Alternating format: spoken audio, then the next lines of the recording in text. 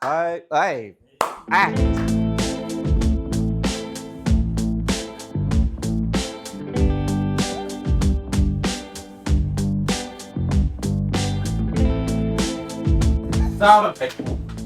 Itu 7 isi 18 shot orang kawan. Hai semua, Assalamualaikum. Saya Mira Filza, memegang watak Naila dalam Aku Pilih Pelangi. Dari segi challenge untuk saya, sebab ini pertama kali saya bekerja dengan semua orang. So this is my first time working with Amar Rizal, Sahiril Azim, Bob dan juga Noki. So it's a challenge for me untuk build the chemistry dengan Bob dan juga Noki. Baca surat cerita ex-boyfriend ke? Terkejut ke? Ya, ex-boyfriend saya. Tapi kan dia ni suka berpantun, berpuitis. Ya? Ni ingat kita ni bercinta sama hang tua. Mana tua? Hai, saya Zahiri Azim dan dalam cerita Aku Pilih Pelangi ni saya melakonkan watak Firdaus. Ketakutan terbesar Firdaus adalah selain hilang apa yang dia ada pada diri dia, dia paling takut kehilangan family dia, isteri dia, anak dia, sebab makin lama makin terasa kehilangan tu.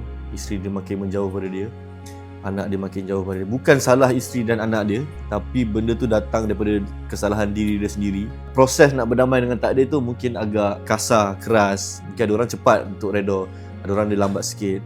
Mungkin, tapi ada orang mungkin dia lambat sikit nak reda tu, tapi once dia dah reda, dia betul-betul completely reda. So saya tetap bersama dengan Firdaus. Tiba. Tapi yang akan buta saya seorang.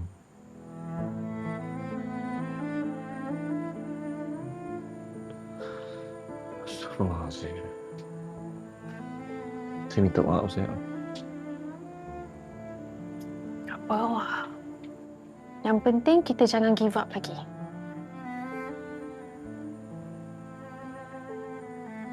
Okay, hai, Assalamualaikum dan salam sejahtera. Saya Noki K-Klik. So, saya memegang watak sebagai Iskandar dalam cerita Aku Pilih Pelangi. Okay, nak cakap penyondol pun tak juga. Dia bukan niat nak rampas, tapi Iskandar ni berniat nak tolong dia. Dia tak boleh tengok dia punya, orang cakap kekasih lama dia ni susah. Kalau boleh dia nak mudahkan apa je masalah yang kekasih lama dia ni lalui. Tapi yang saya mahu bercakap adalah bukan penyondol, tapi saya ni nak kira macam yang cinta lama saya ni hidup dengan bahagia. Macam tu. Hai, saya Mira Filza. Saya Zahiri Azim sebagai Firdaus. Saya Noki K-Klik. So guys, jangan lupa untuk saksikan Aku Pilih Pelangi. Hanya di View. Hanya di View. Hanya di View. Sudah beribu